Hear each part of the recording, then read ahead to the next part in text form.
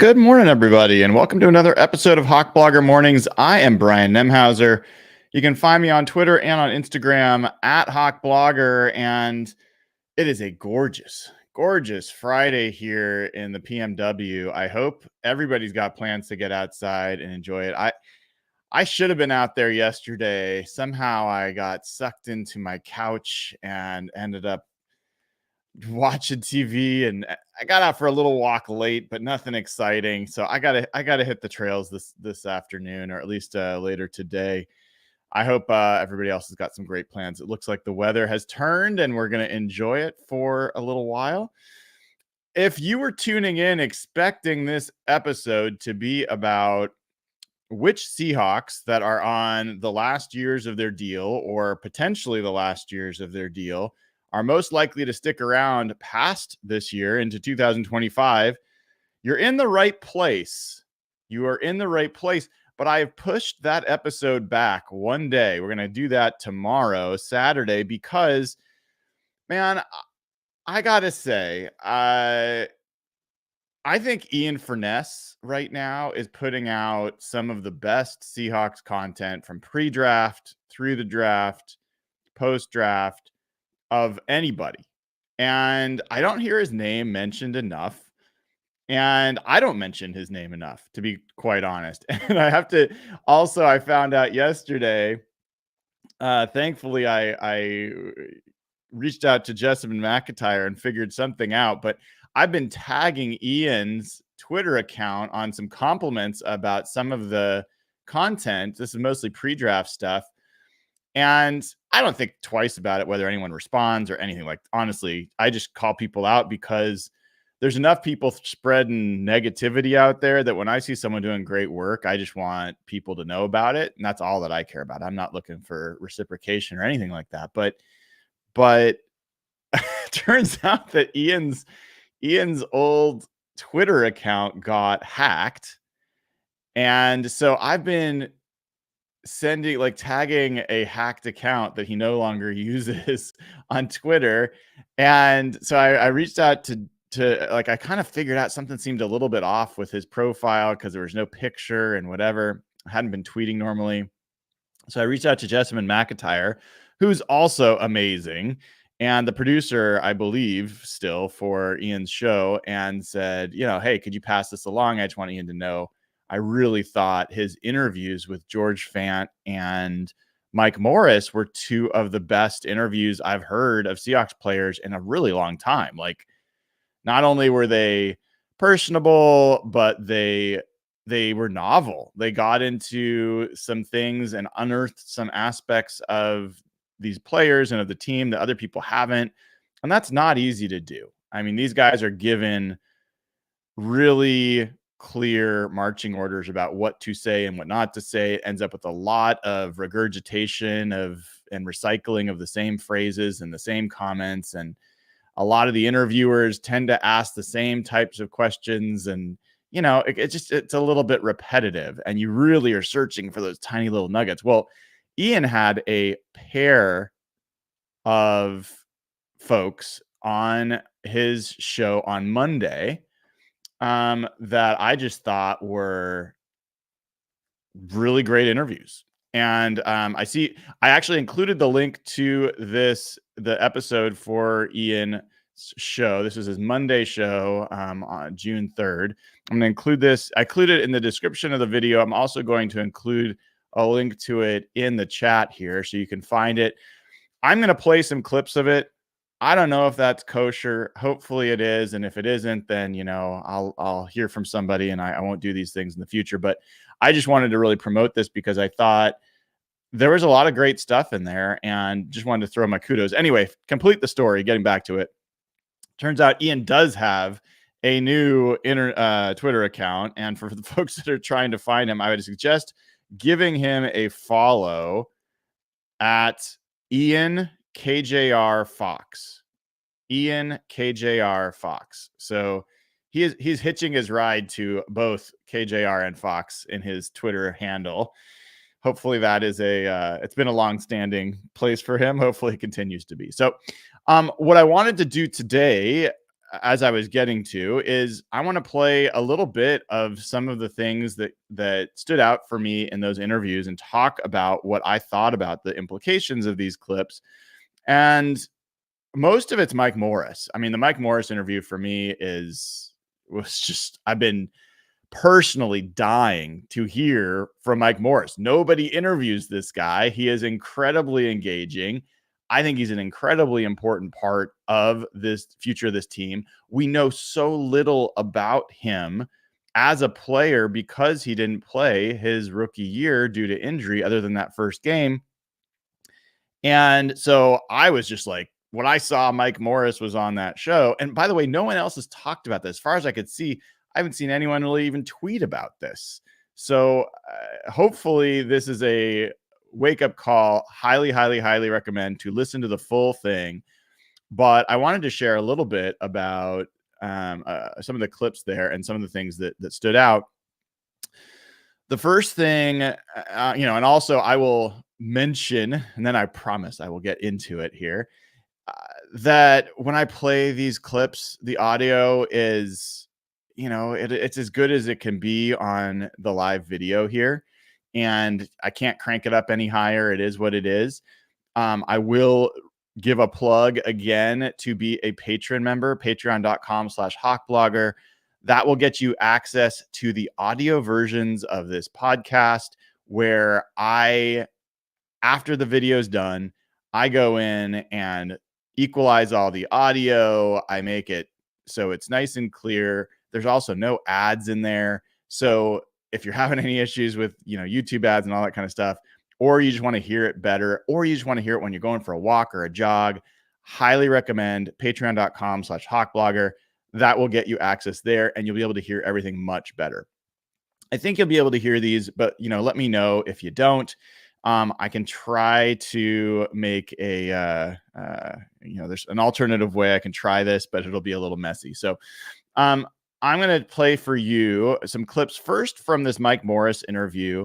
Then I've got some stuff I wanted to share, a couple clips from the George Fant interview, a lot less from the George Fant interview, not because it was a lesser interview, just because honestly, I want to be sensitive about how much I'm playing from the show and want to make sure people listen to the whole episode.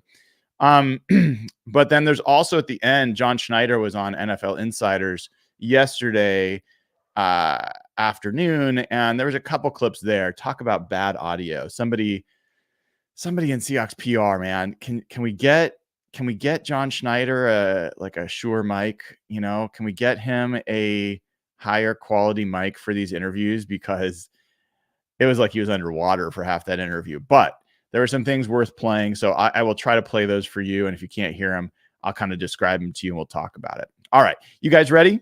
This is for my money the best interview I've heard for a Seahawks player in some time.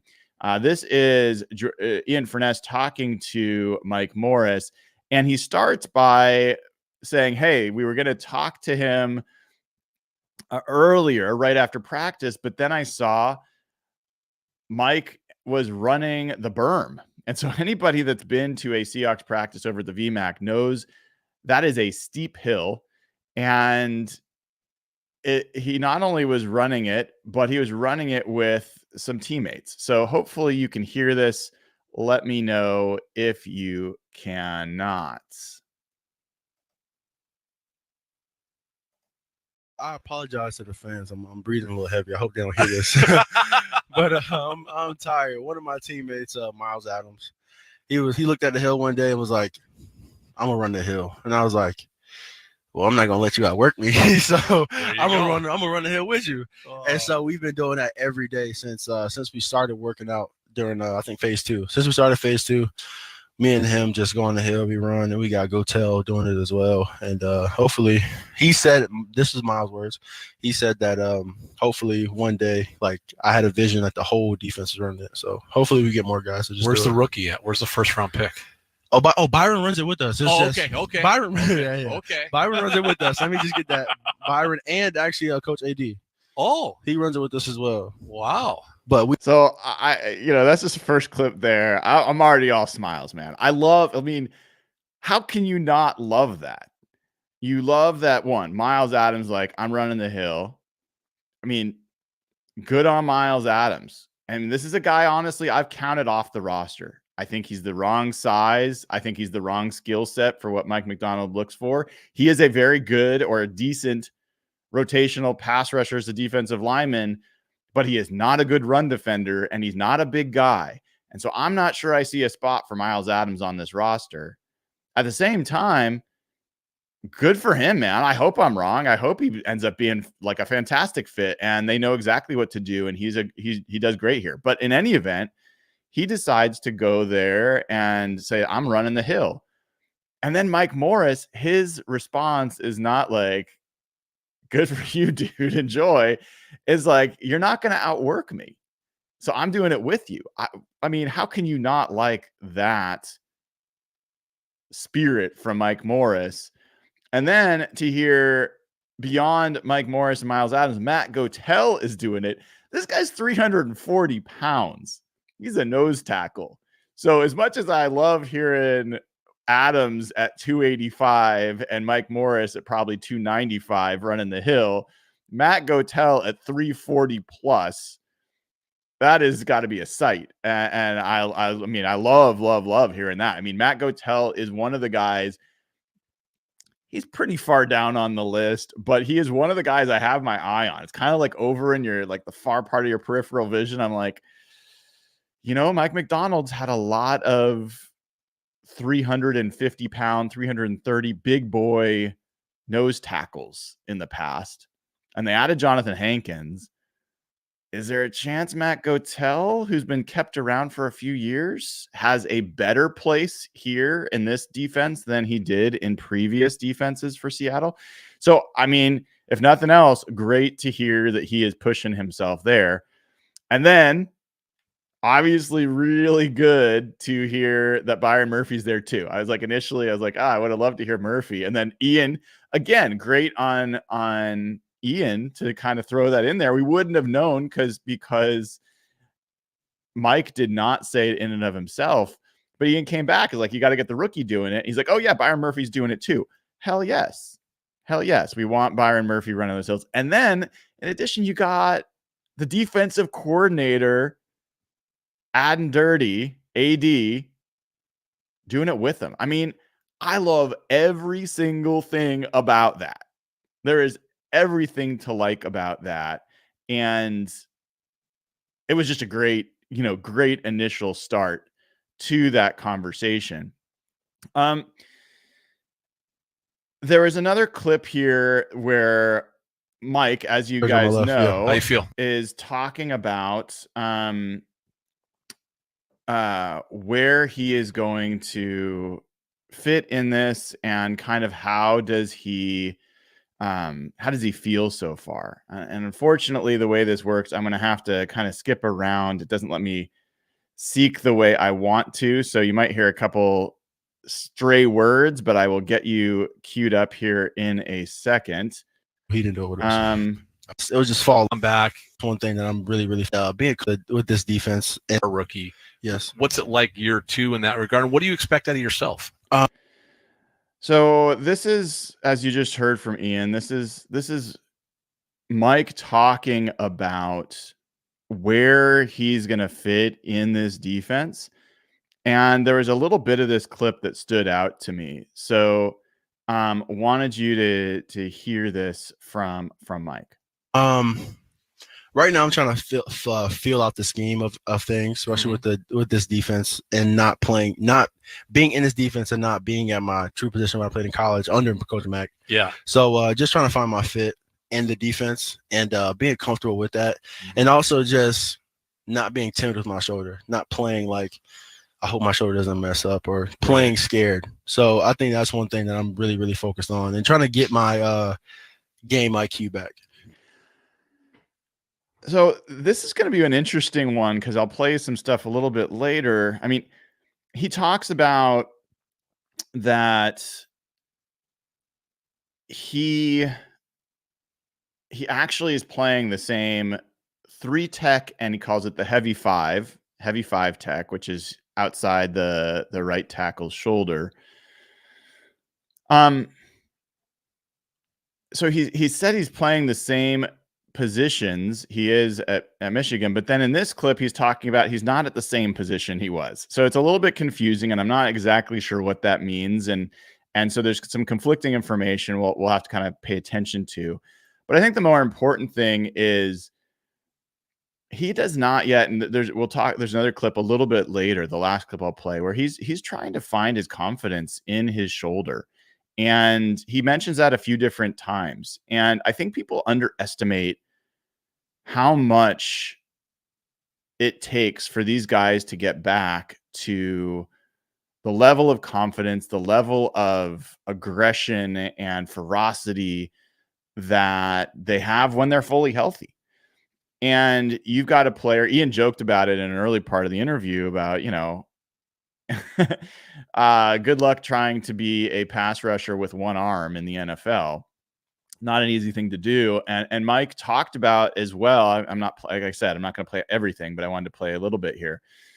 He talked about how his shoulder felt like jello in that first game. He basically was playing one-handed and just told him he couldn't go. It wasn't going to work. And so he's had the surgery.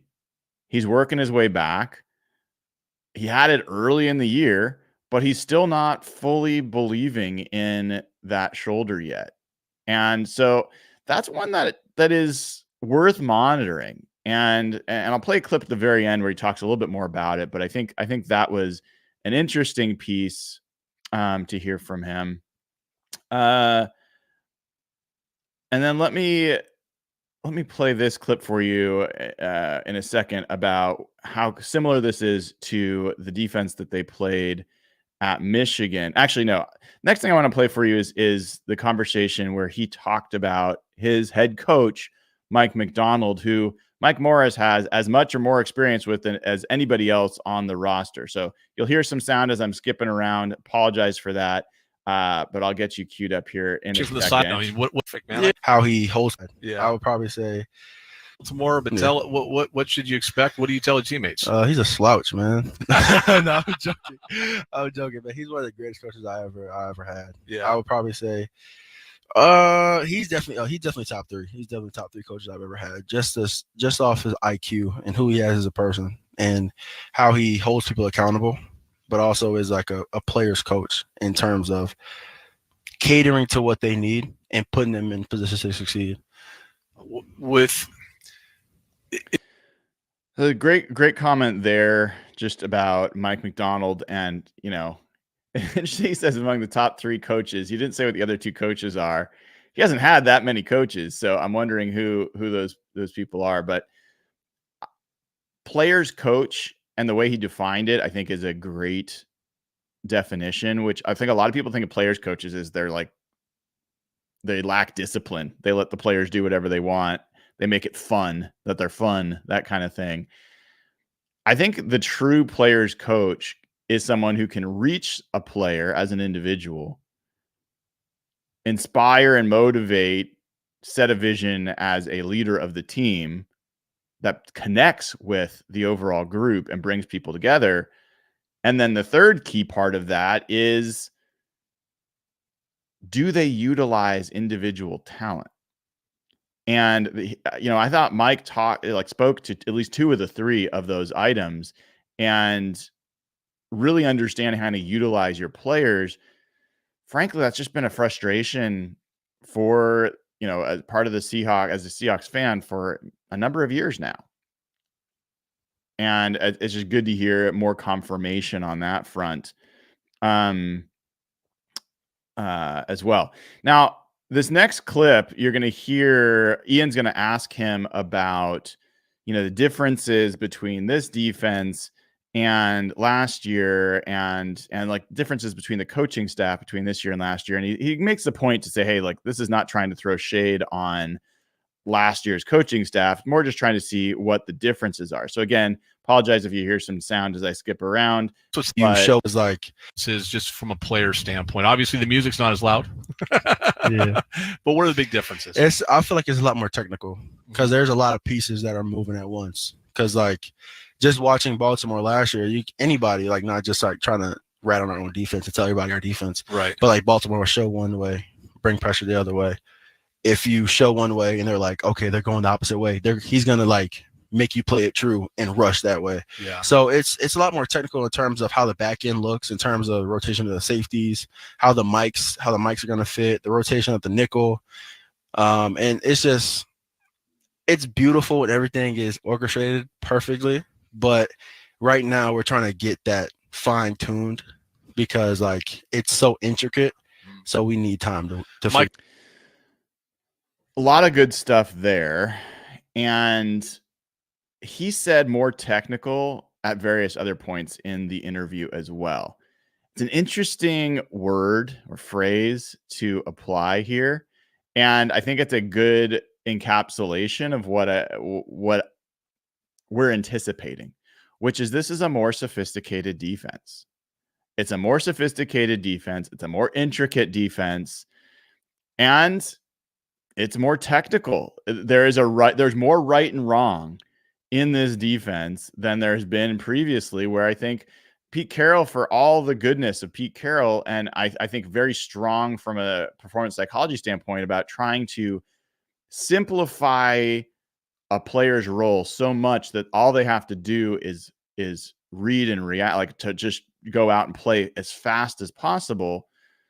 There were downsides to that, and that it was just so simple that offenses rarely were surprised, rarely had to put thought in, rarely had to really game plan for the scheme itself. And this notion that this defense is going to be more technical, more intricate, more sophisticated means that it means at least two things. One, it means that there is going to be more for this team to learn.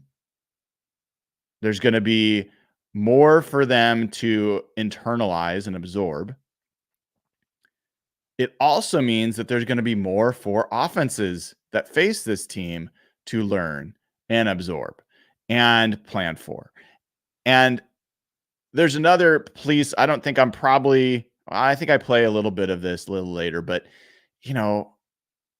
what we already heard from Ted Ewin when he joined from The Athletic, talking about the pressure patterns that Mike McDonald installs, he really tries to make everything look the same and then mix things up in terms of where the pressure is coming from. And I'm very excited for that part. I've also on my show been bringing up that there's been a very clear movement towards higher IQ, putting a higher premium on intelligence for the players. And that goes with Byron Murphy. That's Christian Haynes. That is Mike Jarrell. That is, I think, Rayshon Jenkins, Kayvon Wallace. I think there's a lot of smart dudes on this team that are going to be able to execute what is a more technical, to use Mike Morris's term, defense. So I thought that was interesting from Mike. This next piece that I wanted to play is really about, how far they are into install, and the way Mike described it, I thought was interesting. So again, you're going to hear some scrubbing as I get to the exact clip. Hold on here in a second. Right now. Intricate teaching and all that. And you sounds like you're seeing the same thing on the defense. Mm-hmm. There's a lot of teaching moments. And like, how far into the install of the defense are you guys right now? What Mac told us, he was like, we probably can go and play a first quarter. So you're 25% in. I'd probably say we're 25% in, because I feel like we're not going to really install anything else we haven't seen. A lot of things are going to look the same but be called different, and they might be different on the back end. But everything that we have installed right now is kind of what we're going to run. Who are the dudes? So good stuff there, in that I thought it's an interesting contrast in that 25% of the way installed is really, I like the communication concept here of, hey, we could play a quarter of football. That helps the whole team kind of visualize where they are relative to where they're going to need to be in the full breadth of this defense. And I think the cool note there that was a little bit nuanced from Mike Morris was, yeah, I kind of feel like we've got everything already there. It's just going to be, we're not going to see a lot of new things. And he's talking mainly, I think, the defensive line. It's just going to be the different types of pressures that we play from it. It's going to be the different coverages in the back end. And he talks about where the variation is going to be the coverages that are connected to on the back end, that are connected to the pressures and the fronts. And so I think a lot of what sounds like is left is not, at least on a defensive line perspective, is not, okay, hey, here's the front you got to play. It is, in this particular call, here's how you're going to approach it. Here's what your role is going to be. So I thought that was a good piece here. And then there's a great question here from Ian about who Mike thinks is going to be set up to shine in this scheme. And the player he mentions is not the guy that I think most people would assume. So here I'm going to scrub around and get to that. He has obviously, I'll probably, my number one, just Jay Reed. Jay Reed for sure. I feel like this defense is kind of built for him in terms of how what are the words? How high level of IQ that this defense takes to perform at a high level. Mm-hmm. He has that. So I feel like he will do amazing in this defense. I gotta say, when Ian asked that question, my reaction was like, I fully expected him to say like Devin Witherspoon or Leonard Williams or Chenna, or Mafe. Like there's a lot of guys that came to my mind as who he would have said is going to be unlocked by this defense. And I think it's probably understandable. He's not going to pick a guy outside of the defensive line because that's his crew. But Jay Reed was his first guy. And I think it's also, again, worth calling out. He talked about IQ. And I think he goes on to say, let me play this for you. I think he goes on to say that Jaron Reed was so excited about this defense that he was going to try to play it in Madden. I'm in our team room. Yeah. And he was like, I'm going to run this defense in Madden. And I was like, yeah. Because like he sees a lot of things I see. Like I definitely just like everything he says, anything he says, my ears are fully open just listening. I know. So, I think Jaron Reed is one of the guys that is least understood by fans, including me, to be honest, on the Seahawks roster, because he commands a ton of respect in the locker room. Everybody sees him as a leader. You're going to hear that even when I get to the George Fant interview in a little bit. And just really, really cool to hear. People respect his work ethic, respect his leadership, respect his IQ. And let's just for a second imagine that he's going to thrive in this defense. If that's true, which by the way, he had arguably his best year as a pro last year. He had, I believe, the most pressures that he has ever had in his career last year. I don't know why. Oh, that's why. I will confirm that in 1 second. All right, sorry about that. Yes, he had 40. No, I guess he had 50 pressures one year. 43 was what he had last year. So still, again, one of his highest years pressure-wise. He did have his highest pass rush grade from PFF last year. So again, I just think if he can take even another step forward from what he was last year, when, you know, he had 7 sacks last year. You know, if there's more there, remember Jaron Reed at one point had a 10.5 sack year. If he is even if he's just a 7 sack guy again, but if he's a 7 to 10 sack guy and Leonard Williams is there and Byron Murphy's getting added, and we're not done on the Byron Murphy stuff. I got a lot of Byron Murphy today for you, so I hope you're buckled in on that. Folks, I mean, it's going to be fun. It is.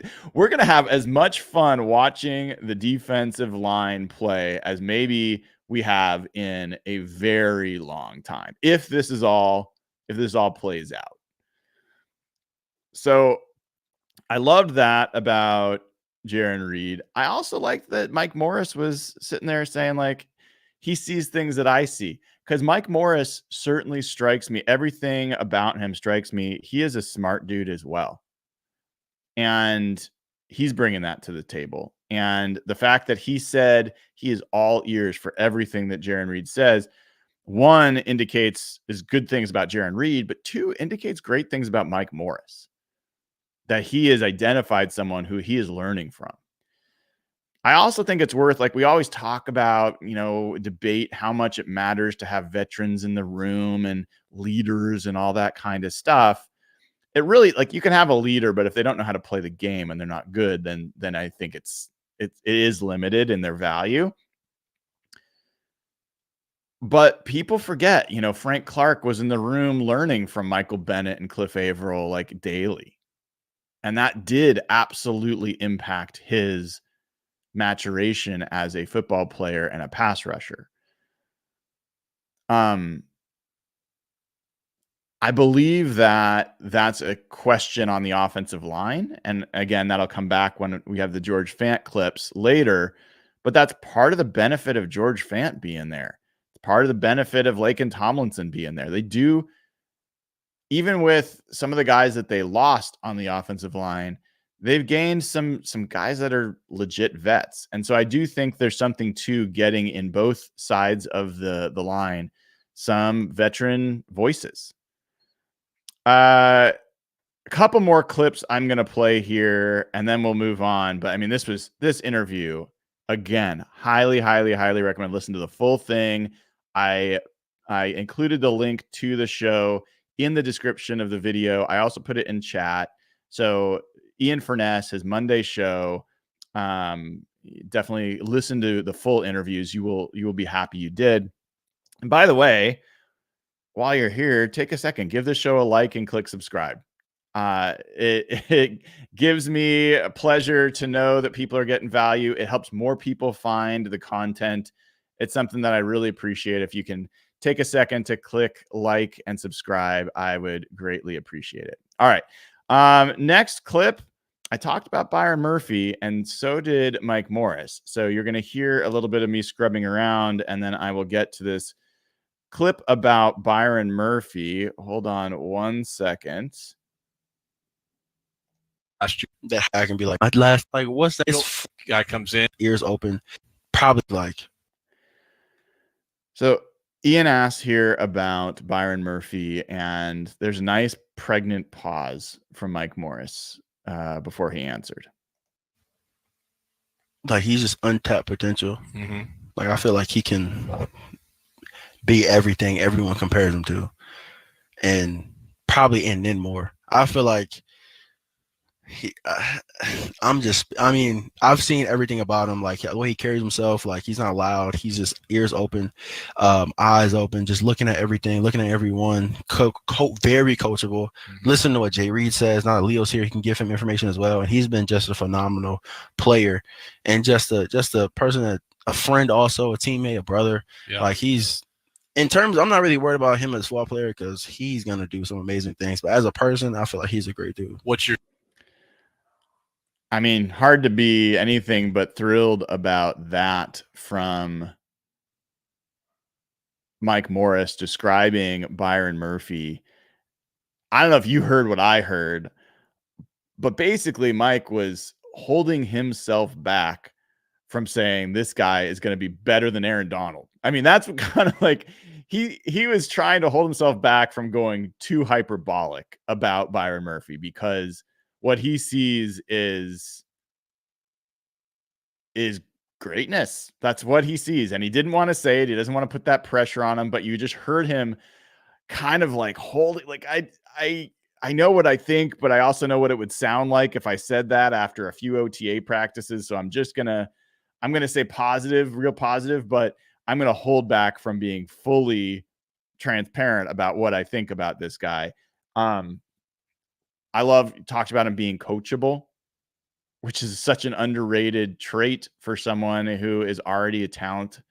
Talked about him being a great guy, which I think if you saw my interview with Byron Murphy, you already know, this is a really quality guy. I mean, he and his girlfriend, I mean, they're my favorite couple in around Seahawks right now. Like it's a cool thing that's developing there. I did miss a super chat from Garth Knight. He says Kevin Costner is Trailer Park Daniel Day-Lewis. I don't know what actor Mike McDonald prefers. I don't even know what to make of this, Garth. I appreciate the super chat, but appreciate you supporting the show as always. Last clip here from the Mike Morris interview is Ian asking him about himself, about Mike Morris, and about where he's at and how good he's going to be this year. Interesting answer from Mike. You'll hear Ian ask the question, and then you'll hear Mike's response. Here you go. If I'm being very honest, my confidence needs to come back. And when it does, I feel like it's going to get really scary. Really scary for a lot of people. But I'm finding it. And when I find it, it's going to be popping. I think that's a pretty cool moment of vulnerability from Mike Morris. Again, this is him talking about his injury, regaining confidence in his shoulder, and his kind of football IQ. He talked about that as well earlier. He knows what's ahead of him, but it also sounds like he's not there yet. And let's hope, because his potential looked really promising last year. He's obviously, talk about a likable guy. I mean, how can you not cheer for Mike Morris? Like, this guy is someone that you've got to cheer for. And my first eyes on him when I watched him, at least last year, I was like, I think this guy has something. I think this guy can be something and maybe be one of the steals of that draft.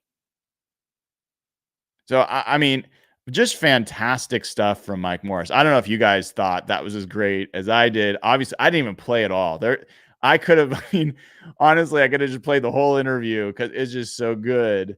There were some great clips he had about being on a boat last year with some of the other Seahawks and what's at the bottom of the Puget Sound. And I mean, there was so much good stuff in there.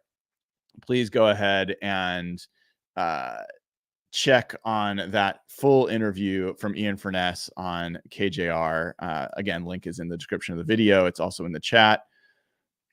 And then Garth with another super chat. Be very honest, Mike Morris, on the Ian Furness show. Hugh Million, your thoughts. I don't understand the question, Garth. I think you're going to have to try again. Sorry, not following. I'm not sure that is actually a fully formed question. The other piece that I wanted to go to on the same episode, different interview, was Ian Furness talking to George Fant. And there's actually been a couple of George Fant interviews recently. Dave Softy Mahler did one I listened to, And I listened to that one ahead of when I had listened to Ian's interview of George Fant. And honestly, I was like, do I really want to listen to George Fant again? I mean, like, I like George Fant, but how much is he going to really have to say? Ian's interview was fantastic. And he got things out of George Fant that I haven't heard other people say. I'm not going to play a lot of this one. I'm only going to play 2 clips, but George Fant had some fascinating things to say about how he learned in the league, who he credits. Talked about Tom Cable, talked about how Tom Cable helped coach him up by using basketball terminology and basketball concepts to help him translate his college basketball experience into football. He talked about how Howard Mudd affected him. He talked about how Scott Huff, his initial impressions of Scott Huff, and how he's teaching him, and how Howard Mudd introduced him to Scott Huff back in the day at UW. There's lots of good stuff in there. He talked about how George Fant actually was in the bathroom at the Kentucky Derby last year, and John Schneider ran into him there. And, a year later, they're back playing, and John Schneider had talked about, hey, if you ever want to play with us and, retire as a Seahawk, would love to have you back. Turns out he's back. And anyway, there's a lot of good stuff. I'm only going to play 2 clips, but again, recommend that you listen to the whole thing. I do have a super chat from Hawks fan Matt Man, who says, haven't heard the whole Mike Morris interview yet, but does he mention if he thinks he'll be ready to start the season? He doesn't, but I mean, the implication is he will be. I mean, he's full go in these practices. He'll be full go in the training camp. And what he talks about mainly is just getting his confidence back. And so that's only just going to come from being in padded practices, being in, the scrimmage that they'll eventually do, being in preseason games and going against, like, really leaning on that arm and that shoulder and having it hold up. So he's not limited from a medical standpoint. He's just limited in the confidence he has in his shoulder being fully back to where he can count on it. So the first clip I wanted to play from George Fant, I basically have 2 clips to play from George Fant. Ironically, both of these are about different parts of the team. The first clip is him talking about the running back room. And talk about, like, the way this was set up was Ian asking about what he thinks of this offense and how much of a threat it can be. And he was kind of leading with a way that we take you to the receivers. Here's what George Fant said about this. Again, you're going to hear me skipping around, so apologize. Was eligible a few years. His offense to me is the running back room, man. They got guys who they can rotate. Tyler and Jackson Smith and Jigba, the running backs, and Gino. What impresses you about the skill position that you have here? They got a lot, They got a lot. They got guys who they can rotate, can play a lot of different positions. But man, I'm telling you, the most impressive piece to this offense to me is the running back room, man. Like, there's some dudes in that room, man. Like, if they're healthy. That's Ken Walker's special. Yeah, both of them, both of those 2 running backs, man. Yeah. So, and they even got some more guys in there as really good players. But that room is going to be really special.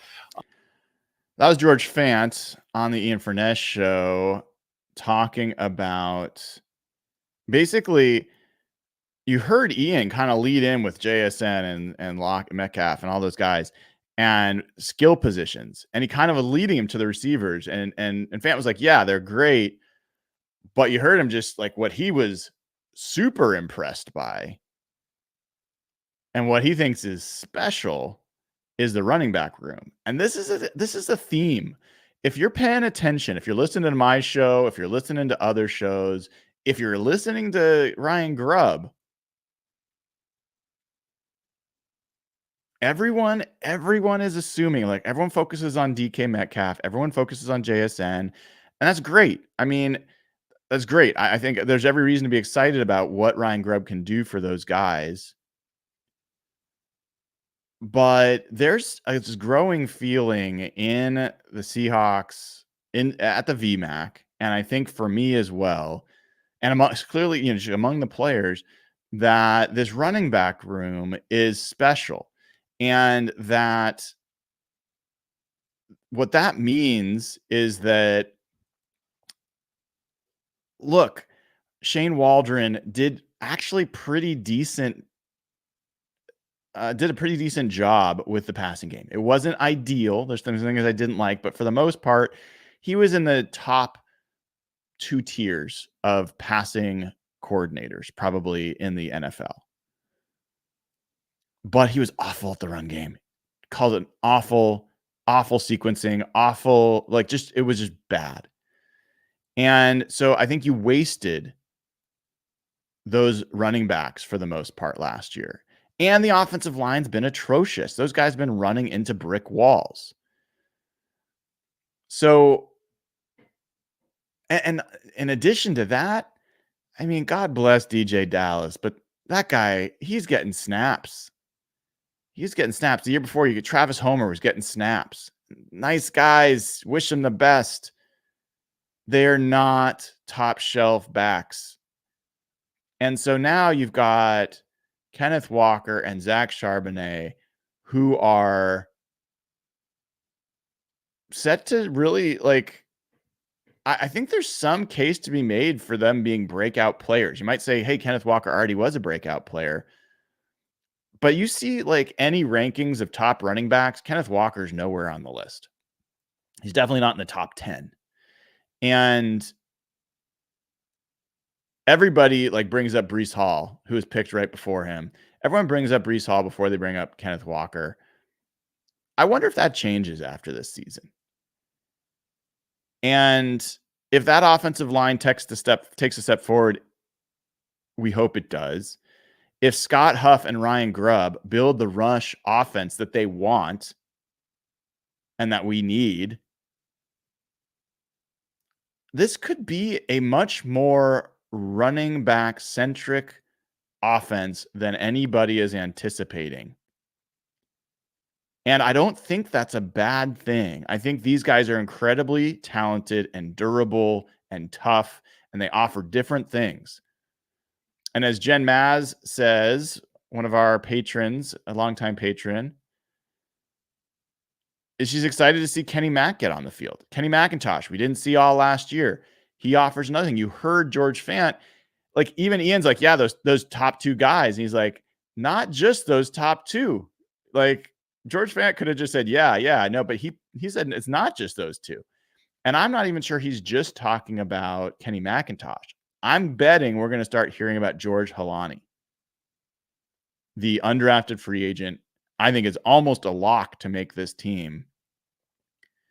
I think he's going to bring something as well. And I think he's going to be a guy that I would bet, if you ask me right now, June 7th, 2024, who is going to be the Jake Bobo undrafted free agent that just totally breaks out during preseason this year, I think it's going to be George Halani.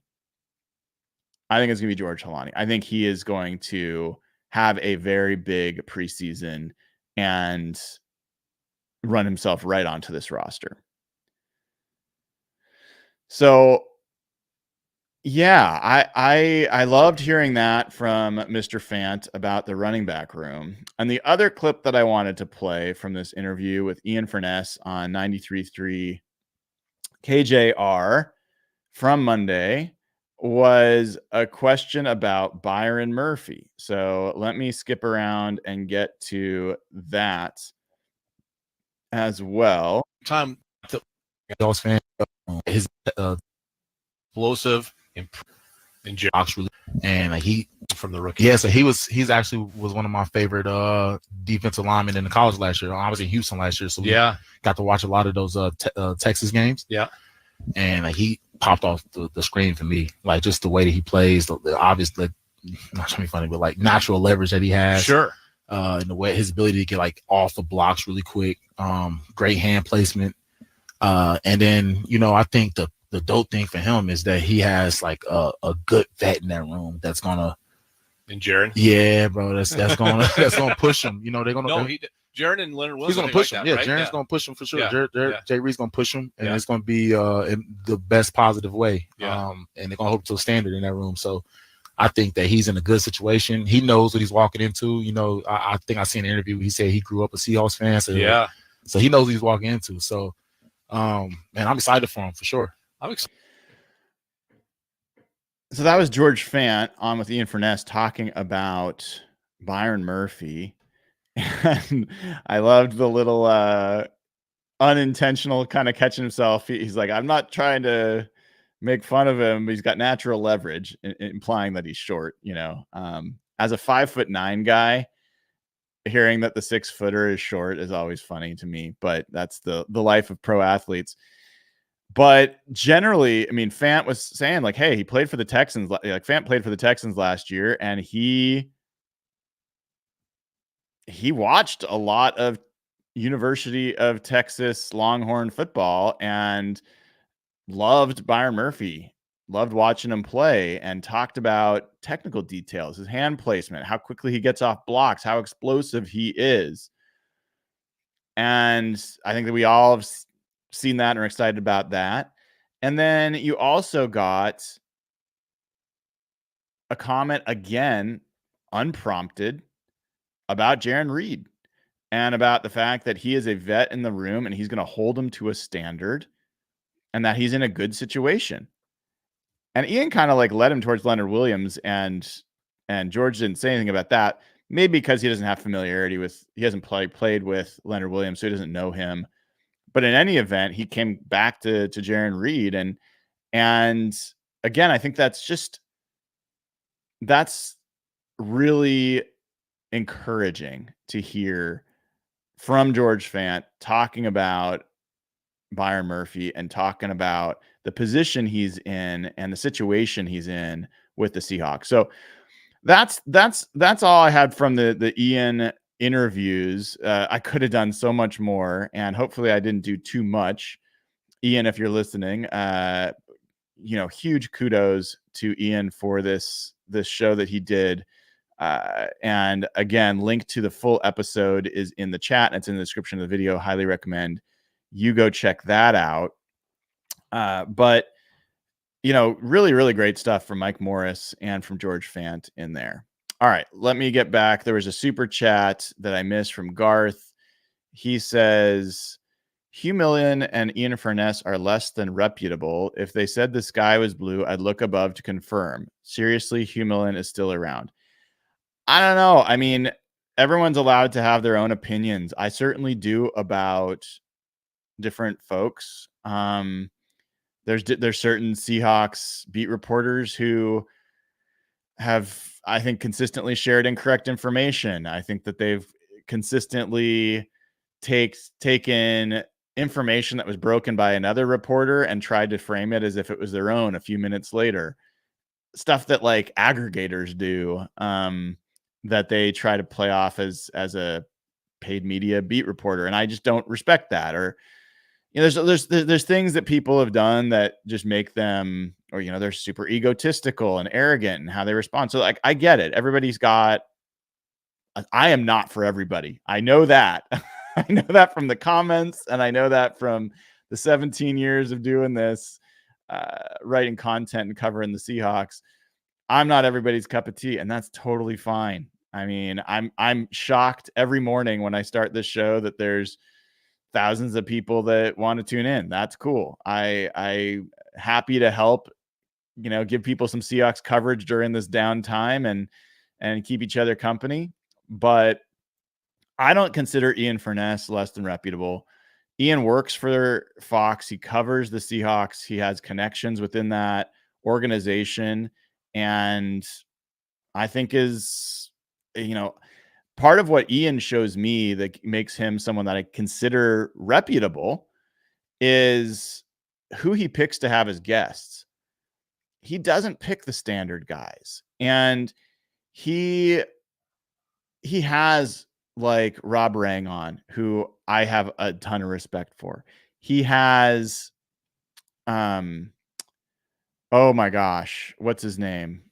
I'm forgetting his name. And he is a NFL Films guy that analyst. What's his name? Greg Cosell.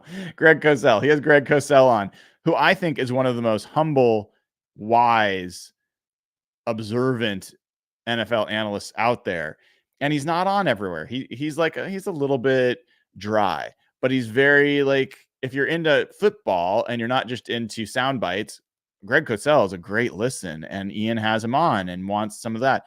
He has, I'm not the biggest Doug Farrar fan, to be totally honest, you know, but Doug, I think, does put a lot of work in, and he's a little unheralded. And so, you know, Ian will have him on. He'll also pick players like we just listened to that not everybody picks. Nobody has interviewed Mike Morris. Like, what the heck? How can you not interview this guy? And Ian has built a relationship. And so I don't agree that he's not reputable. But again, everyone's welcome to their own opinion. And the nice thing is you can dial in where you want and not dial in where you don't.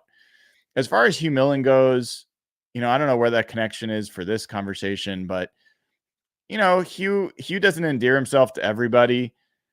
He is a quarterback as a person, you know, like he's a big dude, 6'5", like he's confident. He's got the swagger of a quarterback. He's a quarterback. And so if you've known quarterbacks, you kind of know the personality type.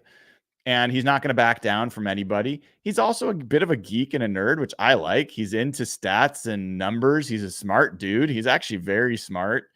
And he sometimes is, you know, and I'm the same way, I guess, but gets a little overconfident in his analysis. And I think that was the case with the Russell Wilson thing a long time ago. And I don't know that he's not, you know, I don't know that he handled that the best when it turned out that he was wrong, but I listen when Hugh Millen talks. I think that he gets into a technical side of football that I appreciate. So I like when Hugh Millen's on, but if you don't like him, I totally get it. And I can understand why that would be the case.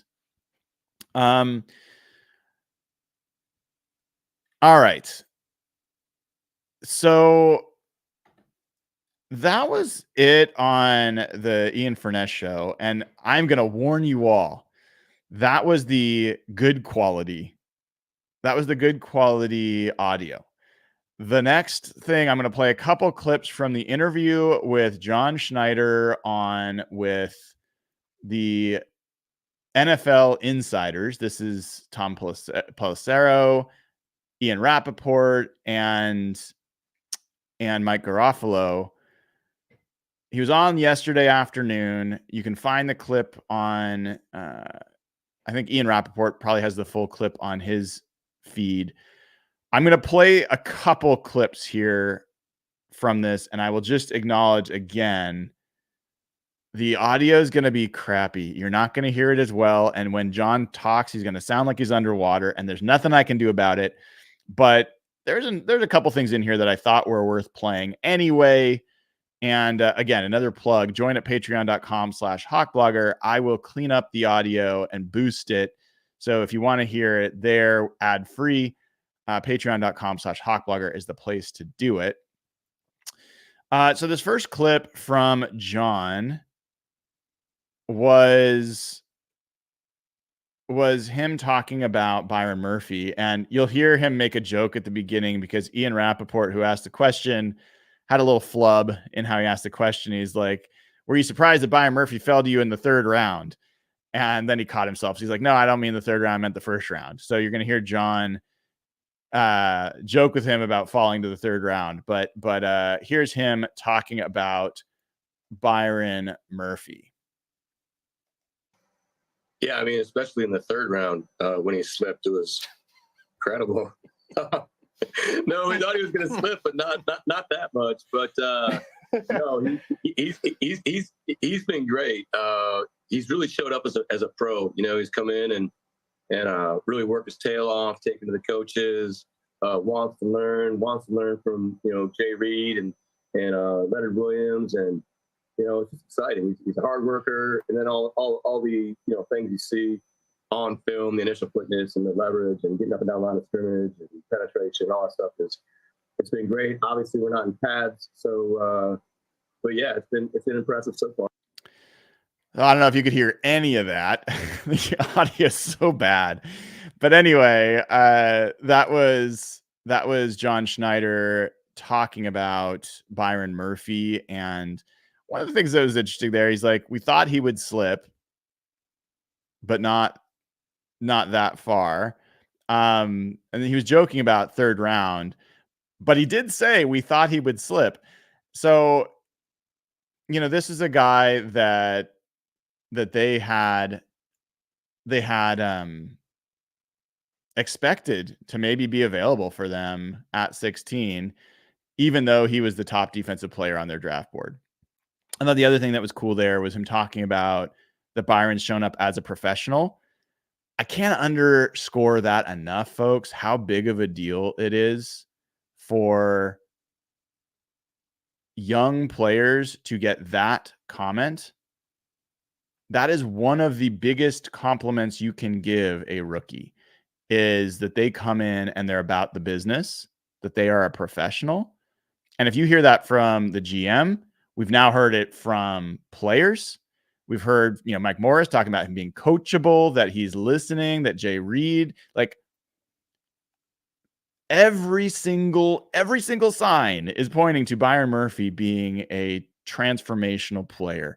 Let's just hope. Like, let's keep knocking on wood, but more good news there about Byron Murphy. Then talks about the Sam Howell deal. I'm kind of debating whether to play this. I didn't find it that interesting. In fact, I'm just going to skip it because he basically just says what we've already heard. They like Sam Howell. They're excited to make that deal. Excited about who he is. So I don't think that's really worth playing. Feel free if you want to listen to it yourself. You can find it. Here is him talking about the fact that they expected potentially the reason that they did the Sam Howell deal was that they were under the impression that there could be 6 quarterbacks taken before them. Yeah, we thought there was a good chance. It was honestly, it was kind of an exercise, much like we did with John Dorsey and Reggie McKenzie and Ted back in Green Bay. There's a chance. Now that was closer to the draft, but there's a chance Aaron Rodgers could make it to us. And if he's not picked right away, there has to be 4 or 5 teams, and we just did all these different exercises to go through it. And so it was very similar to that, experience that we had together in Green Bay. And yeah, those guys were, at the end of the day, they were all hot. And, we had a great visit with Bo. Obviously, we knew Penix real well, JJ McCarthy. So we had a great feel for all these guys. And, we were like, well, if we like them, everybody else is going to like them too. So, we better get on. We better get on it here. I think that this notion that John Schneider kind of equated this Sam Howell trade and how they got there to the evaluation that he did back with Ted Thompson and crew back in Green Bay when they realized, well, there's a chance Aaron Rodgers might slip to us at 23. If this happens and this happens, then Aaron Rodgers could be a guy that we should be taking a look at. And so he talked about, basically did a number of different scenario plans back then, and that by doing that same kind of scenario planning in preparation for this draft, I thought that that they thought there was a decent chance that 6 QBs could be gone before they picked at 16. And that then led to going ahead and making the Sam Howell deal. And I think that process is pretty close to flawless. I mean, that's where my reaction was. You can go find it. My reaction as soon as they acquired Sam Howell was positive, because when I was doing my draft scenarios, what I kept coming to is like, I don't think it's going to make sense for them to draft quarterback early. One, because I'm not sure that the right guys will be available. And two, because I think it really messes up the draft board, depending on, there's a lot of other positions where they need to be pulling players out of the draft class that are not quarterbacks, and it would really make it hard if they drafted a quarterback first. And two, that I was like, all right, a lot of scenarios I would take a quarterback later, 5th round, 6th round. Jordan Travis from Florida State was the guy that I often would end up choosing, but there were some other options too. And what John Schneider and the Seahawks did with the move that they made was essentially say, we think Sam Howell is worth a 5th round pick. That's roughly the equivalence of what they gave up to get him. And so they like Sam Howell better than any of the players that they would have gotten in the mid to late rounds at quarterback. And I think that that's very defensible. I think it's logical, super supportive. And honestly, like, there's reason to like Sam Howell better than maybe some of the guys that went in the 1st round. He's certainly younger than some of those guys. So, more confirmation. But look, it is easy to pick on John Schneider for this and that, and it will continue to be. And this show, even though I've had a relationship with him and his wife, and we've donated a bunch of money, and whatever, I'm going to always try to be honest about that. And there have been moments when John has walked up to me and handed me my own article about him, and that wasn't pleased about it. But like, it's not always the most comfortable thing. But I think that John deserves a ton of credit for that move, no matter how it turns out. I think that the Sam Howell acquisition was very wise. And for my money, I 100% would take him over Justin Fields, which is another debate that rages on. So, I really liked that move from John Schneider, and it was good to kind of hear a little bit more from him about it there. Last clip I will play is whether or not whether John Schneider believes that they are a contending team this year. And here was John Schneider's answer. Yeah, we do. I think we've talked about this before. It's very similar to when we came in here in 2010, when Pete and I came in here together. It's very much a ongoing, everyday. How do we improve? We've never looked at this team building deal here in Seattle as like a restart or a reboot or whatever, whatever people call it, like a rebuilding deal. It's always been like every single day, what are the steps we're taking?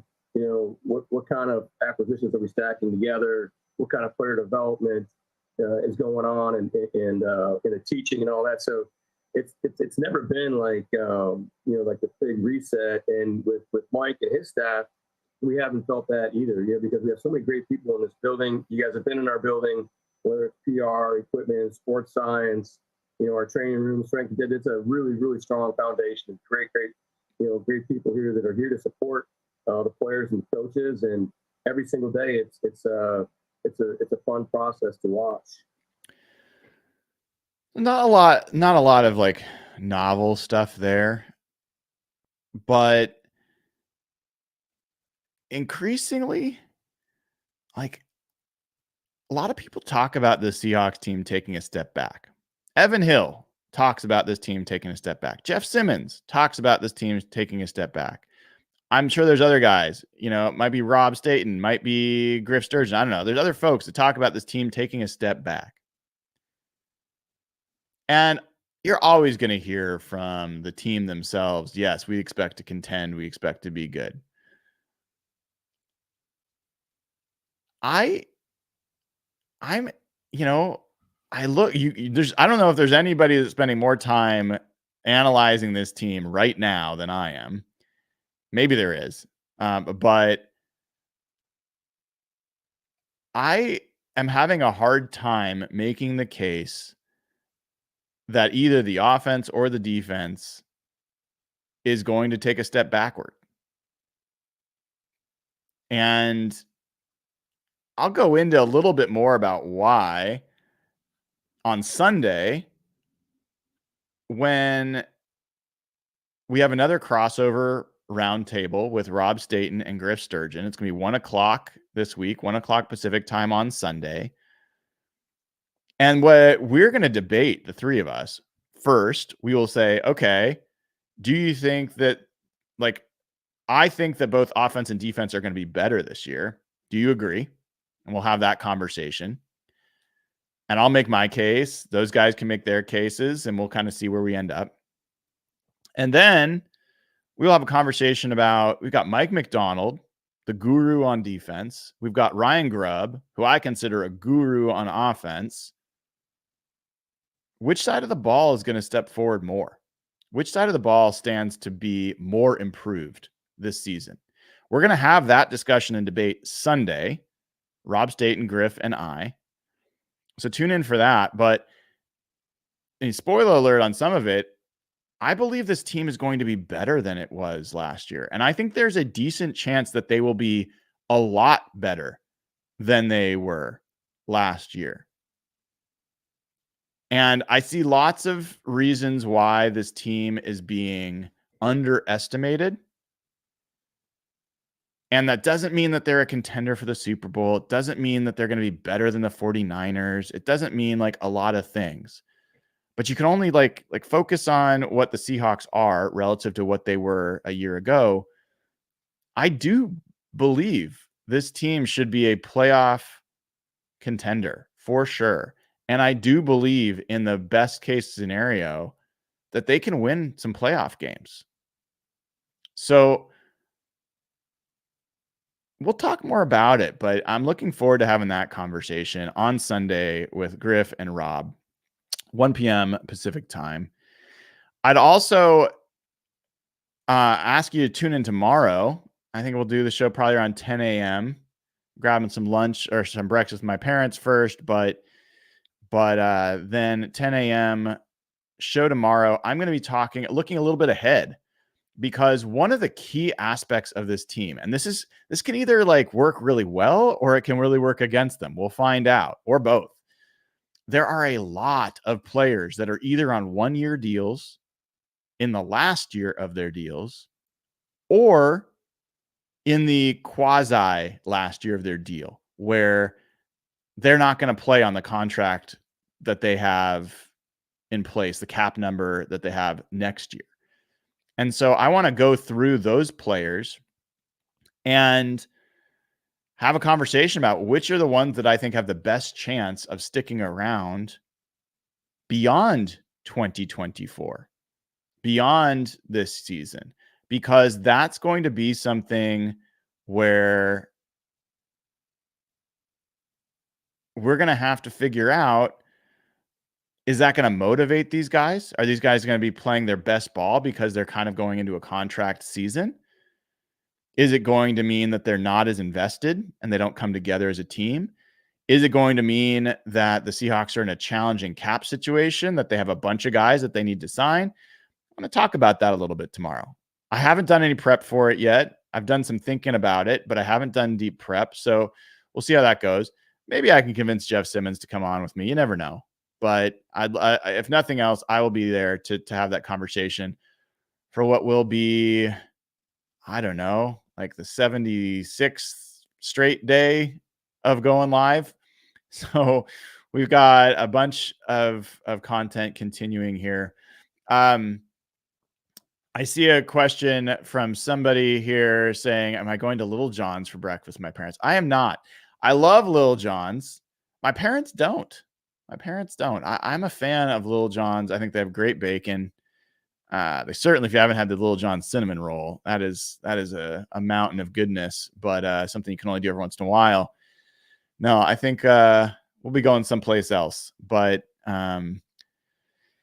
yeah, looking forward to it. Hopefully you guys enjoyed this show today. It was a little impromptu, but I just thought those interviews were so good that I wanted to share, because honestly, they came out Monday, the Fant and the Morris ones, and no one's been talking about them. So hopefully you guys got something out of it, because I certainly did. Here is Garth Knight with another super chat. Says, this isn't Bill and Melinda Gates stuff. It's fellas hitting each other with helmets while some try to get free. American sport. I am not sure again what that means, but I appreciate the super chat. I appreciate you supporting the show, Garth. All right, everybody. If you haven't already given the show a like and click subscribe, please do. I really appreciate it. It helps get the show out there for more people and keeps us growing our community, which only makes this all more fun. And Plenipote says, a YouTube member for us says, have a great weekend, Brian, and have a great weekend, everybody. Same to you, Plenipote. Same to all of you. Hope you have a wonderful rest of your Friday. I will be back tomorrow at 10 a.m. Until then, I'm Brian Nemhauser. You can find me on Twitter and Instagram at Hawk Blogger. This has been another episode of Hawk Blogger Mornings.